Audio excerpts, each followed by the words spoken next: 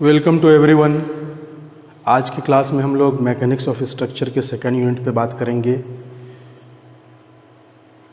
पिछले यूनिट पे कुछ टॉपिक्स जो है वो इनकम्प्लीट रह चुका है, तो मैं उस टॉपिक को कोशिश करूँगा इस यूनिट में कवर करने के लिए। क्लियर? चलिए, तो हमारा सेकेंड यूनिट है क्या? सेकेंड यूनिट है इलास्टिक कांस्टेंट्स। क्लियर? जो हमें 4 इलास्टिक कांस्टेंट के बारे में रीड करना है इस पूरे यूनिट्स में, और इसके रिलेशंस पे बात करना है, इसके डेरिवेशंस को ड्राइव करना है। क्लियर? तो हमारा 4 इलास्टिक कांस्टेंट है क्या? कौन कौन सा इलास्टिक कांस्टेंट है? तो फर्स्ट जो है हमारा वो मॉडुलस ऑफ इलास्टिसिटी है, जिसके बारे में आप पिछले यूनिट में भी कुछ नाम सुने होंगे कि मॉडुलस ऑफ इलास्टिसिटी हम लोग किसे कहते हैं। तो first elastic constant modulus of elasticity है, सेकेंड इलास्टिक कांस्टेंट हमारा पॉइजन्स रेशियो है, और third elastic constant modulus of rigidity है, एंड लास्ट इलास्टिक कांस्टेंट हमारा बल्क मॉडुलस है। तो इस चारों इलास्टिक कांस्टेंट को हम लोग 1 बाय 1 रीड करेंगे, और जो जहाँ से रिलेटेड जिसके अकॉर्डिंग हमें डेरिवेशन ड्राइव करना होगा वो डेरिवेशन ड्राइव करेंगे। फिर जब ये हमारा टॉपिक कवर हो जाएगा, इसके बाद सारे प्रॉब्लम पे डिस्कस करेंगे। तो चलिए, आपके स्क्रीन पे दिख रहा होगा 4 इलास्टिक कांस्टेंट। फर्स्ट है मॉडुलस ऑफ इलास्टिसिटी, इसको ई से डिनोट किया जाता है, कैपिटल ई से। और सेकंड है पॉइजन्स रेशियो, से म्यू से डिनोट किया जाता है। थर्ड मॉडुलस ऑफ रिजिडिटी, इसको जी से हम लोग डिनोट करते हैं, और बल्क मॉडुलस को के से डिनोट करते हैं। क्लियर? चलिए, ये जो है इसका नोट जिससे हम लोग डिनोट कर रहे हैं, इसको आपको याद रखना है। तो हम लोग सबसे पहले मॉडुलस ऑफ इलास्टिसिटी पे बात कर लेते हैं। मॉडुलस ऑफ इलास्टिसिटी कहते हैं किसे हैं? तो आपको पता ही होगा कि ये 2 टर्म का रेशियो है। तो हम लोग इसको डिफाइन कर लेते हैं मॉडुलस ऑफ इलास्टिसिटी को। It is the ratio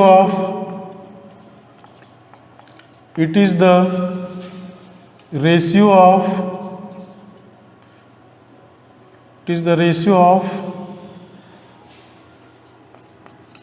stress to the strain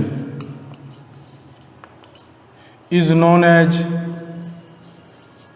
as modulus of elasticity. Modulus of elasticity. It is denoted by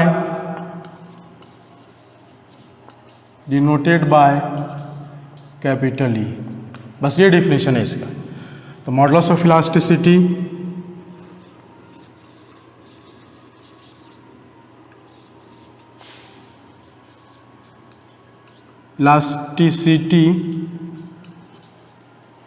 is equal to stress by strain. Modulus of elasticity को किससे denote करते हैं? Capital E से। Capital E is equal to sigma by epsilon. Clear? Where sigma क्या है? तो sigma हमारा stress है,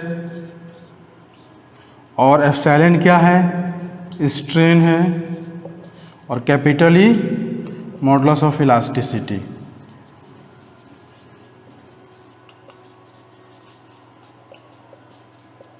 बस इतना ही पढ़ना था मॉडुलस ऑफ इलास्टिसिटी के बारे में। अब हम लोग सेकेंड इलास्टिक कांस्टेंट्स पे बात करते हैं। सेकेंड हमारा क्या था? Poisson's ratio. तो इस पे हम लोग बात कर लेते हैं पॉइजन्स रेशियो को।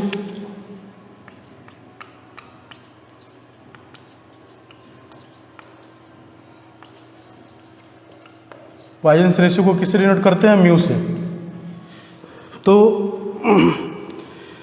पॉइजन्स रेशियो पे बात करने से पहले हम लोग लेटरल स्ट्रेन और लॉन्जिट्यूडनल स्ट्रेन पे बात करेंगे, क्योंकि इसी से रिलेटेड हमारा डेफिनेशन है पॉइजन्स रेशियो का। तो लेटरल स्ट्रेन को पहले हम लोग समझते हैं कि लेटरल स्ट्रेन क्या है और लॉन्जिट्यूडनल स्ट्रेन क्या है। तो एक फिगर के माध्यम से, फिगर के जरिए हम लोग समझते हैं, दिखा देते हैं आपको। एक बॉडी है या एक स्ट्रक्चर है, उस पर external load, tensile load P लग रहा है। क्लियर? और इसका लेंथ हमारा L है। जब इस पे टेंसाइल लोड P लग रहा है तो क्या होगा, इसके डिफॉर्मेशन में चेंजिंग आएगा और इसका लेंथ इंक्रीज करेगा।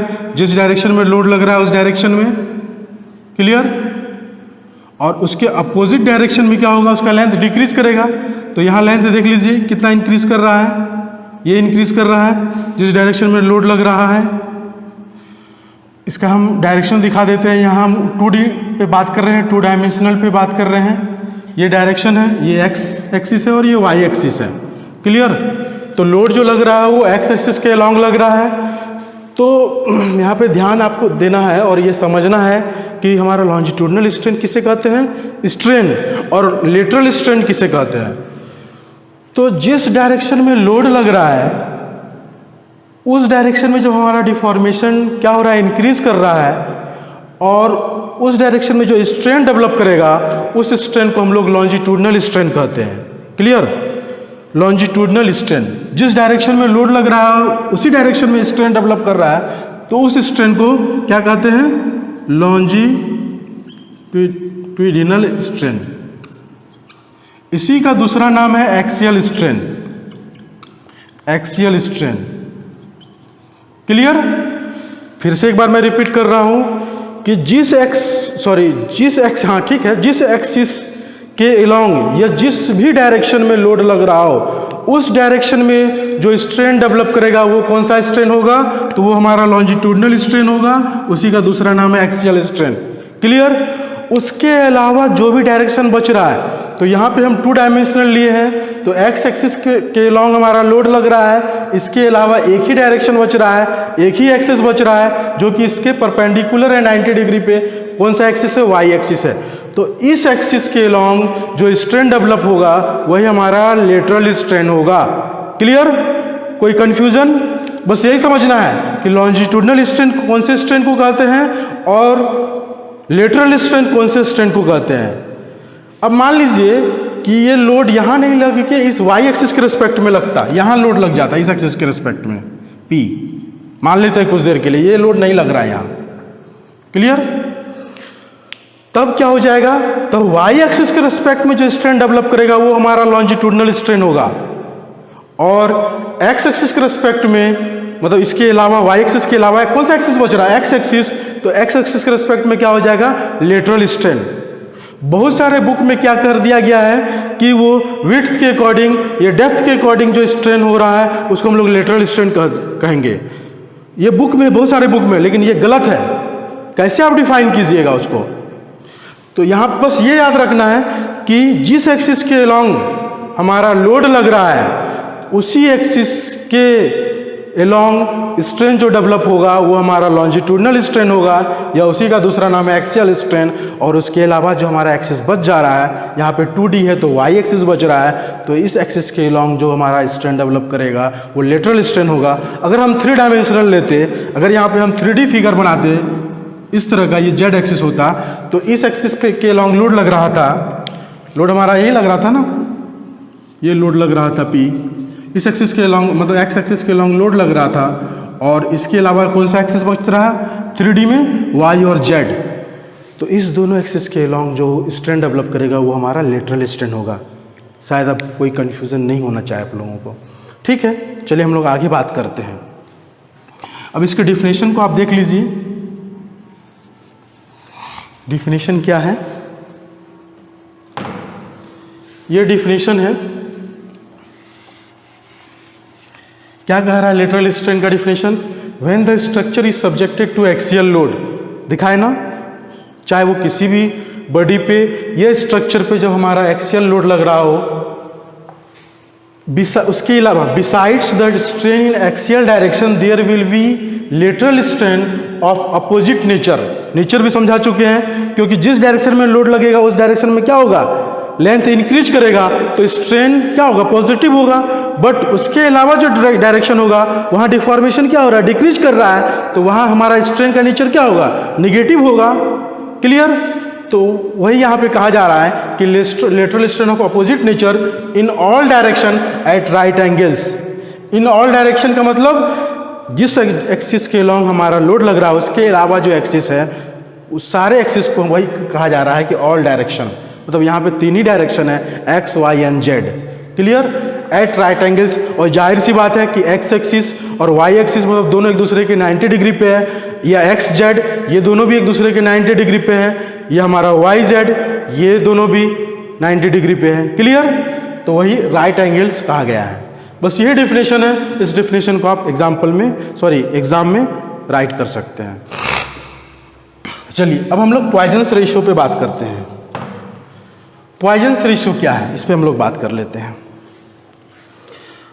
लेटरल स्ट्रेन मैं उम्मीद करता हूं कि आप समझ चुके होंगे और लॉन्जिट्यूडिनल स्ट्रेन समझ चुके होंगे।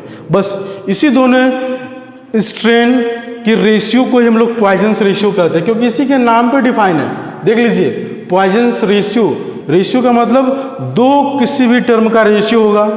तो कौन कौन से टर्म का रेशियो होगा, तो उस पर हम लोग बात कर लेते हैं। It is the ratio of lateral strain to the longitudinal strain।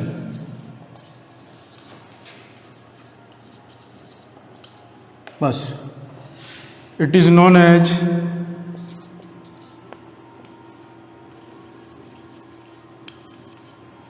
Poisson's ratio।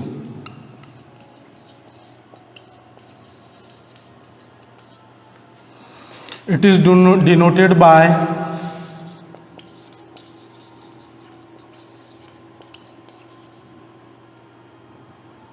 Mu. मैं फिर से फिगर यहां पे बना ले रहा हूं।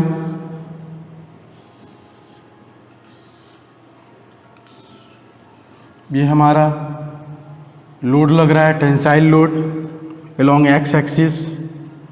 यहाँ पे एक्सिस दिखा दे रहे हैं, ये एक्स एक्सिस है और ये वाई एक्सिस है। जब इसमें डिफॉर्मेशन डेवलप कर रहा है तो जिस डायरेक्शन में लोड लग रहा है उस डायरेक्शन में क्या हो रहा है, डिफॉर्मेशन इंक्रीज कर रहा है, और उसके अपोजिट डायरेक्शन में क्या हो रहा है, डिफॉर्मेशन डिक्रीज कर रहा है।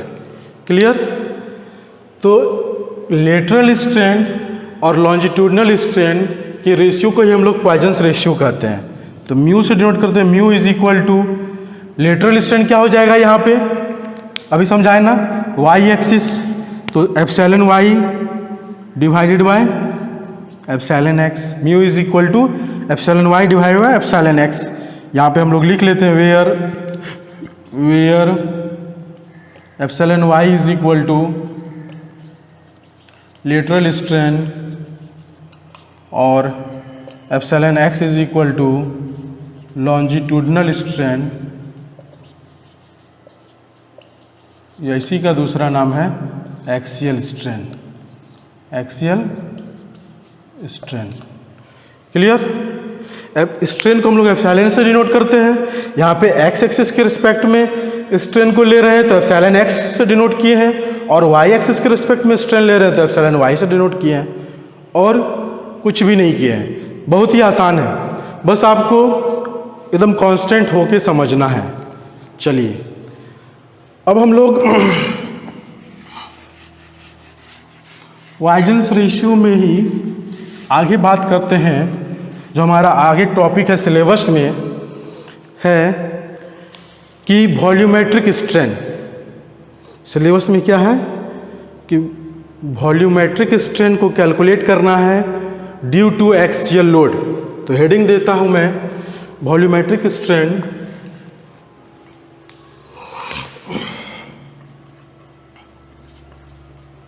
Volumetric strain due to axial load. Axial load के कारण वॉल्यूमेट्रिक स्ट्रेन कैलकुलेट करना है। तो वॉल्यूमेट्रिक स्ट्रेन कैलकुलेट करने से पहले हम लोग हर एक्सिस के लॉन्ग यहाँ पे क्या कर रहा है, due to uniaxial load होगा, due to uniaxial load. मतलब यूनी एक्सियल का मतलब किसी एक एक्सिस के अबाउट हमारा लोड लग रहा है, उसके कारण वॉल्यूमेट्रिक स्ट्रेन क्या होगा, ये फाइंड आउट करना है। तो वॉल्यूमेट्रिक स्ट्रेन फाइंड आउट करने से पहले हम सारे डायरेक्शन का, मतलब तीनों डायरेक्शन का स्ट्रेन कैलकुलेट कर लेंगे। क्लियर? इस लोड के कारण, सिर्फ यूनिएक्सियल लोड के कारण। तो यहाँ पे हम दिखा रहे हैं, यही फिगर है हमारा कि लोड हमारा एक ही डायरेक्शन में लग रहा है P, जो कि एक्स एक्सिस के लॉन्ग लग रहा है। अब इस लोड के कारण हमारा एक्स एक्सिस में स्ट्रेन क्या होगा, वाई एक्सिस में स्ट्रेन क्या होगा और जेड एक्सिस में स्ट्रेन क्या होगा। क्लियर? और उसका नेचर क्या होगा ये भी देख लेते हैं हम लोग। चलिए ठीक है। तो using Hooke's law, Hooke's law क्या कहता है, stress is directly proportional to the strain, और इस प्रोपोर्शनल को इक्वल में लाने के लिए हम लोग कांस्टेंट यूज करते हैं capital E. Stress is equal to E into epsilon. अब यहां से आप देख लीजिए कि हम कौन से एक्सिस के अबाउट चल रहे हैं, तो हम चल रहे हैं एक्स एक्सिस के अबाउट, और अभी जो यहाँ पे लिखे हैं हुक्स लॉ हम वो एक्स एक्सिस के अबाउट ही लिखे हैं। तो यहाँ पे क्या हो जाएगा, सिग्मा को हम लोग लिख सकते हैं सिग्मा एक्स, और जब हमारा स्ट्रेन डेवलप करेगा तो इसी एक्सिस पे डेवलप करेगा, तो इसको एप्सिलॉन एक्स लिख सकते हैं। तो epsilon x is equal to क्या हो जाएगा, सिग्मा एक्स बाई ई। बस स्ट्रेन निकल चुका है, एक्स एक्सिस के अलोंग स्ट्रेन क्या होगा, तो sigma x by E. Clear? यहां पे क्या लिखे हैं, एक्स क्यों किया गया, क्योंकि लोड जो है वो लग रहा है एक्स एक्सिस के अलोंग, इसलिए हम दिखा दिए कि जो हम लोग स्ट्रेस डेवलप कर रहा है इस लोड के कारण, कौन से एक्सिस पे डेवलप कर रहा है स्ट्रेस, तो वो एक्स एक्सिस पे डेवलप कर रहा है, तो सिग्मा एक्स से डिनोट कर दिए। जब इस स्ट्रेस के कारण जो स्ट्रेन डेवलप करेगा वो भी कौन से एक्सिस पे करेगा, तो एक्स एक्सिस पे करेगा, तो उसको एप्सिलॉन एक्स से दिखा दिए। तो यहाँ हम फाइंड आउट कर लिए epsilon x is equal to sigma x by, मतलब एक्स एक्सिस का के लॉन्ग जो है हमारा स्ट्रेन डेवलप हो चुका है। तो इसको हम लोग क्या कहते हैं, ये क्या है, ये हमारा लॉन्जिट्यूडनल स्ट्रेन है, longitudinal strain along x axis. ठीक है, ये जो स्ट्रेन हमारा कैलकुलेट होकर के आया है ये लॉन्जिट्यूडनल स्ट्रेन है, कौन से एक्सिस के लॉन्ग है, तो एक्स एक्सिस के लॉन्ग है। चलिए अब आगे हम लोग देखते हैं, आगे हम लोग पॉइजन्स रेशियो को भी हम लोग रीड किए ना, तो म्यू इज इक्वल टू क्या लिखेंगे, अगर हम क्या है पॉइजन्स रेशियो का डिफिनेशन क्या है, it is the ratio of lateral strain to the longitudinal strain. तो यहाँ पे लॉन्जिट्यूडनल स्ट्रेन क्या है, एक्स एक्सिस के अलोंग यानी एप्सिलॉन एक्स, बाकी जो दो एक्सिस बच रहा है चाहे वो वाई एक्सिस हो चाहे जेड एक्सिस हो, दोनों हमारा क्या है लेटरल स्ट्रेन, तो एप्सिलॉन वाई या फिर epsilon Z divided by epsilon x, इसी का रेशियो है ना पॉइजन्स रेशियो। और हम लोग यहाँ माइनस से डिनोट कर रहे हैं, माइनस से क्यों डिनोट करते हैं, क्यों कि देख लीजिए आप कि एक एक्सिस के अलोंग जो है हमारा स्ट्रेन इंक्रीज कर रहा है, डिफॉर्मेशन इंक्रीज कर रहा है तो स्ट्रेन भी इंक्रीज करेगा। दूसरे एक्सिस के रिस्पेक्ट में देख लीजिए डिफॉर्मेशन डिक्रीज कर रहा है तो फिर निगेटिव होगा ना, जब डिफॉर्मेशन डिक्रीज करेगा तो स्ट्रेन भी डिक्रीज करेगा, तो इसीलिए ओवरऑल क्या आ जाएगा निगेटिव, सामने माइनस दिखा रहे हैं इसीलिए। क्लियर, एक हमारा पॉजिटिव नेचर का आ रहा है और दूसरा हमारा नेगेटिव नेचर का आ रहा है, तो ओवरऑल क्या होगा पॉइजन्स रेशियो नेगेटिव ही होगा। इसको अलग अलग जब हम दिखाएंगे तो क्या दिखाएंगे, minus epsilon Y by epsilon x और minus epsilon z by epsilon x. ठीक है,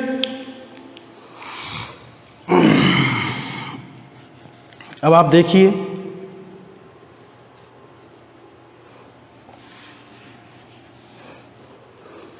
यहाँ पे माइनस में लिखना भूल गया था, यहाँ पे आप माइनस लगा दीजिएगा। ये जो पॉइजन्स रेशियो का डिफाइन किए थे mu is equal to minus epsilon Y by epsilon X, तो यहाँ माइनस लगेगा, क्यों लगेगा ये आप समझ चुके हैं अभी। ठीक है, चलिए अब देखिए इससे चल रहे हैं हम, पहले इस केस को लेके चल रहे हैं, ये म्यू है, यहाँ ये सारे टर्म इसको देखिए आप, epsilon Y is equal to क्या लिख सकते हैं हम, ये वाले टर्म को लेफ्ट साइड लेके आएंगे तो मल्टीप्लाई में हो जाएगा, माइनस म्यू एप्सिलॉन एक्स लिख सकते हैं। लिख सकते हैं ना। अब इसके बाद आप डायरेक्ट यहाँ आ जाइएगा नीचे, हमारे पास स्पेस नहीं है तो इसलिए मैं यहाँ आ रहा हूँ, आप अपने कॉपी पे आगे बढ़ते जाइएगा। तो epsilon Y is equal to minus mu, और एप्सिलॉन एक्स अभी कैलकुलेट होके जस्ट आया है, क्या आया है, सिग्मा एक्स बाय ई। बस निकल चुका है ना। लॉन्जिट्यूडनल स्ट्रेन निकाल चुके हैं हम इन अलोंग एक्स एक्सिस, ये हमारा लेटरल स्ट्रेन है अलोंग वाई एक्सिस, और हम फिर इस को देख लीजिए, ये दोनों को जब रिलेट कीजिएगा, ये इस दोनों को, तो क्या हो जाएगा, जब epsilon z is equal to लिखिएगा, epsilon z is equal to क्या हो जाएगा, minus mu epsilon x. Clear. अब माइनस म्यू एप्सिलॉन एक्स क्या है, sigma x by epsilon z is equal to, यहाँ से हमारा epsilon z is equal to भी minus mu sigma x by आया है, और epsilon Y is equal to भी उतना ही आ रहा है। तो इससे क्या पता चल रहा है कि जब हम लोड किसी भी एक्सिस के अलॉन्ग लगा रहे हैं, तो जिस एक्सिस के अलॉन्ग लगा रहे हैं तो उस एक्सिस के अलॉन्ग जो स्ट्रेन डेवलप कर रहा है वो पॉजिटिव नेचर का है, बाकी क्या हो रहा है वो नेगेटिव। बाकी जो ऑल डायरेक्शन है हमारा, मतलब अगर 3D ले रहे हैं तो वाई एक्सिस और जेड एक्सिस के रिस्पेक्ट में क्या हो रहा है, स्ट्रेन का नेचर नेगेटिव हो रहा है और वो डिक्रीज कर रहा है। यहाँ पे स्ट्रेन क्या हो रहा है, इंक्रीज कर रहा है, यहाँ पे डिक्रीज कर रहा है। किसके रिस्पेक्ट में डिक्रीज कर रहा है, तो पॉइजन्स रेशियो के रिस्पेक्ट में, क्योंकि यहाँ मल्टीप्लाई है म्यू से दोनों में, यहाँ भी म्यू है यहाँ भी म्यू है। क्लियर। चलिए अब आगे हम लोग स्ट्रेन निकाल चुके हैं तीनों एक्सिस के अबाउट, एक्स एक्सिस के अबाउट भी, वाई एक्सिस के अबाउट भी और जेड एक्सिस के अबाउट भी निकाल चुके हैं ना। अब हम निकालना क्या फाइनली, हेडिंग हमारा क्या था, volumetric strain due to uniaxial loading. चलिए तो हम देख लेते हैं वॉल्यूमेट्रिक स्ट्रेन क्या होगा।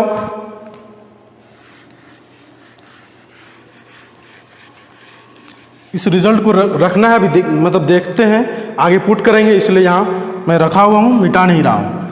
अब वॉल्यूमेट्रिक स्ट्रेन को समझने से पहले हम लोग वॉल्यूमेट्रिक स्ट्रेन को डिफाइन कर लेते हैं। वॉल्यूमेट्रिक स्ट्रेन ये है क्या, इसको डिफाइन करते हैं। It is the ratio of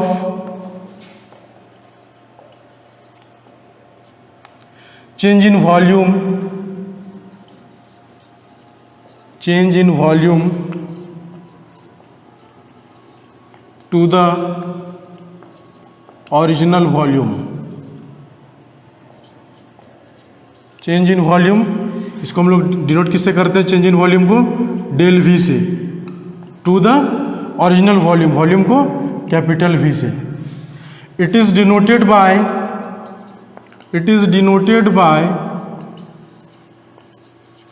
strain को एप्सिलॉन से डिनोट करते हैं, या तो यहाँ वॉल्यूमेट्रिक स्ट्रेन है तो एप्सिलॉन वी से। क्लियर। अब epsilon V is equal to क्या हो जाएगा, change in volume by original volume, यही होगा ना। अब इसका हम 3D फिगर आपको दिखा देते हैं वॉल्यूमेट्रिक स्ट्रेन का। वॉल्यूमेट्रिक स्ट्रेन का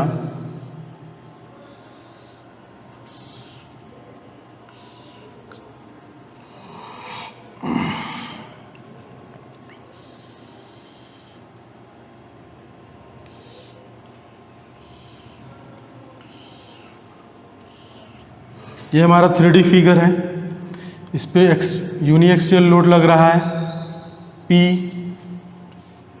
ये लेंथ हमारा L है, ये B है और ये D है। X मतलब एक्सिस देख लीजिए, ये X एक्सिस, ये Y एक्सिस और ये Z एक्सिस।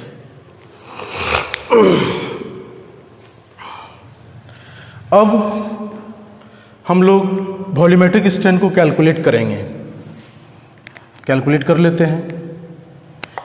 ये इसको मिटा रहा हूँ मैं, आगे बात करता हूँ इस पर। वॉल्यूमेट्रिक स्ट्रेन वॉल्यूम क्या हो जाएगा इसका, ये जो बॉडी है इसका वॉल्यूम क्या होगा, दिख रहा है ना, लेंथ, विड्थ एंड डेप्थ, तो L into B into D, ये हो जाएगा इसका वॉल्यूम।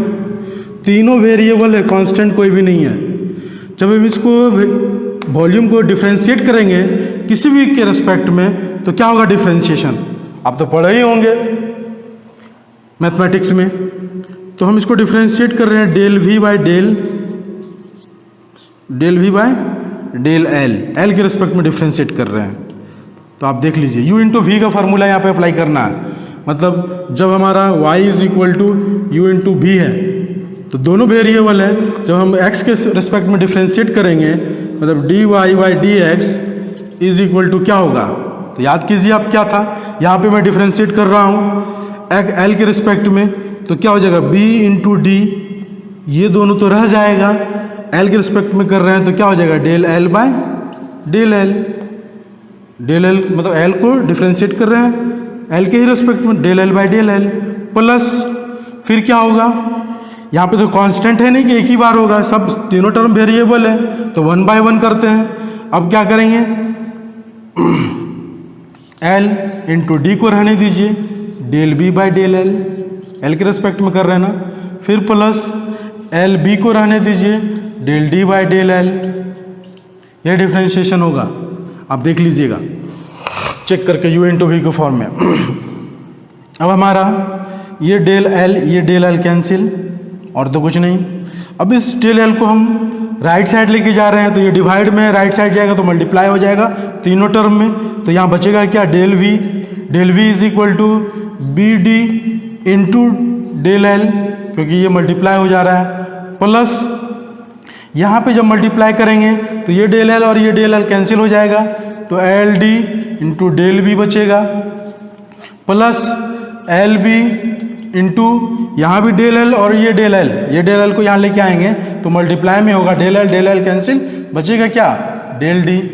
तो ये हमारा डिफ्रेंशिएशन आ चुका है del V is equal to B D del L plus L D del B plus L B into del D. Clear. चलिए जब हम यहाँ डेल वी निकाल चुके हैं मतलब चेंज इन वॉल्यूम निकाल चुके हैं तो हम निकाल लें volumetric strain del V is equal to epsilon V is equal to del V by B. Del V क्या है अभी जस्ट निकाले हैं B D del L plus L D del B plus L B del D divided by V. Volume कितना है L B D. अब ये तीनों टर्म को अलग अलग कर देंगे हम लोग, तो कर लेते हैं अलग अलग, यहाँ पे मिटा रहे हैं। देख लीजिए जब इसको डिवाइड करेंगे इस टर्म से तो क्या होगा B D del L divided by L B D plus L D del B divided by L B D plus L B del D divided by L B D. ये पता है ना अलग करना कि मतलब मान लीजिए x plus Y plus Z है और divided by X Y Z, तीनों को जब हम अलग अलग करेंगे तो उसको इस तरह से लिख सकते हैं ना x divided by X Y Z plus Y divided by X Y Z plus Z divided by X Y Z लिख सकते हैं ना, बस उसी तरह से अलग किए हैं इसको तीनों टर्म को। क्लियर। चलिए अब आप देख लीजिए ये एप्सिलॉन वी का रिजल्ट है। अब यहाँ देख लीजिए एल और डी सॉरी एल डी नहीं ये क्या था एल बी डी। अब देख लीजिए क्या हो जाएगा B D cancel, L D cancel, L B cancel, बच क्या रहा है del L by L plus del B by B plus del D by D, इतना ही बच रहा है ना। अब आप देख लीजिए डेल एल बाय एल ये क्या है स्ट्रेन है, changing length bye original length, तो कौन से एक्सिस का स्ट्रेन है, कौन से एक्सिस के लॉन्ग स्ट्रेन है ये एल। देख लीजिए यहाँ फिगर में आप एक्स एक्सिस के रिस्पेक्ट में एल, एक्स एक्सिस के लॉन्ग इसका जो लेंथ है वो एल है, तो इसी एक्सिस के लॉन्ग जो होगा strain changing length bye original length, तो इसको हम लोग एप्सिलॉन एक्स लिख सकते हैं ना plus del B by B ये वाई एक्सिस के रिस्पेक्ट में है स्ट्रेन तो इसको एप्सिलॉन वाई लिख लेंगे plus del D by D ये जेड एक्सिस के रिस्पेक्ट में है तो इसको हम लोग एप्सिलॉन जेड लिख लेंगे। कोई दिक्कत। तो हमारा वॉल्यूमेट्रिक स्ट्रेन क्या है मतलब summation of all linear strain is known as volumetric strain. ये ऑब्जेक्टिव में पूछा जाता है कि मतलब तीनों डायरेक्शन के लीनियर स्ट्रेन का समेशन जो है वो वॉल्यूमेट्रिक स्ट्रेन के इक्वल होता है। क्लियर? तो epsilon V is equal to epsilon X plus epsilon Y plus epsilon Z. बस इसी फॉर्मूले को याद रखना है। यहाँ पे मैं ड्राइव कर रहा था इसलिए आपको पुट कर मतलब ये हमें फाइनली दिखाना था कि ये कहाँ से आ रहा है रिजल्ट आपको पता चल चुका है कि कहाँ से आ रहा है। अब इस रिजल्ट में क्या करेंगे हम लोग, हमें निकालना क्या था, हमारा हेडिंग स्टार्टिंग में क्या था, अभी भी हेडिंग वही है, volumetric strain due to uniaxial load. तो इससे सबसे पहले क्या किए हम कि तीनों एक्सिस के रिस्पेक्ट में पहले स्ट्रेन फाइंड आउट किए, उसके बाद फिर वॉल्यूमेट्रिक स्ट्रेन को फाइंड आउट किए। और यहाँ पे वॉल्यूमेट्रिक स्ट्रेन क्या हो रहा है कि तीनों एक्सिस के स्ट्रेन का समेशन है। क्लियर? तो अब हमें रिजल्ट पहले से पता है एप्सिलॉन एक्स का, इसमें पुट कर दीजिए। एप्सिलॉन एक्स क्या था, क्या निकला था, आप बैक करके देख लीजिए, मैं तो यहाँ मिटा चुका हूँ, बोर्ड पे दिख नहीं रहा। तो क्या था, सिग्मा एक्स बाई ई था, यही था ना। एप्सिलॉन वाई क्या था, ये निगेटिव में था और म्यू से मल्टीप्लाई था, minus mu sigma x by e. ये भी सेम टर्म था, minus mu sigma x by e, बस और कुछ नहीं है। एप्सिलॉन भी इज इक्वल टू, यही वॉल्यूमेट्रिक स्ट्रेन फाइंड आउट करना था। अब आप देख लीजिए यहाँ से सिग्मा एक्स बाई कॉमन ले रहे हैं, बच क्या रहा है, 1 माइनस म्यू, इतना ही बच रहा है ना। तो sigma x by 1 minus 2 mu, ये हमारा वॉल्यूमेट्रिक स्ट्रेन है। जब न्यूमेरिकल्स पूछा जाएगा एग्जाम में, अगर आपको गिवन हो लोड और क्रॉस सेक्शनल एरिया, देख लीजिए ये लोड है, क्रॉस सेक्शनल एरिया उस एरिया को कहते हैं जिस एरिया पे लोड लग रहा हो। तो यहाँ पे लोड कौन से एरिया पे लग रहा है, ये है ना B और B बाई डी, इस एरिया पे लोड लग रहा है, ना कि ये L और B पे नहीं लग रहा है, B बाई डी पे। ठीक है, तो इसका क्रॉस सेक्शनल एरिया क्या होगा, B इंटू डी। क्लियर? तो क्रॉस जब लोड गिवन हो, क्रॉस सेक्शनल एरिया गिवन हो, तो उसका स्ट्रेस पता चल जाएगा, P बाई एरिया। ठीक है, जब उसका स्ट्रेस पता है, मॉडुलस ऑफ इलास्टिसिटी गिवन होगा और पॉइजन्स रेशियो गिवन होगा, तो हम यहाँ से वॉल्यूमेट्रिक स्ट्रेन निकाल लेंगे ना। बस यही निकालना है आपको। एग्जाम में न्यूमेरिकल तो आएगा ही आएगा, ऑब्जेक्टिव में भी मिल सकता है। क्लियर? तो इसे आपको याद रखना है रिजल्ट कि एप्सिलॉन भी इज इक्वल टू ऑब्जेक्टिव के लिए, बाकी न्यूमेरिकल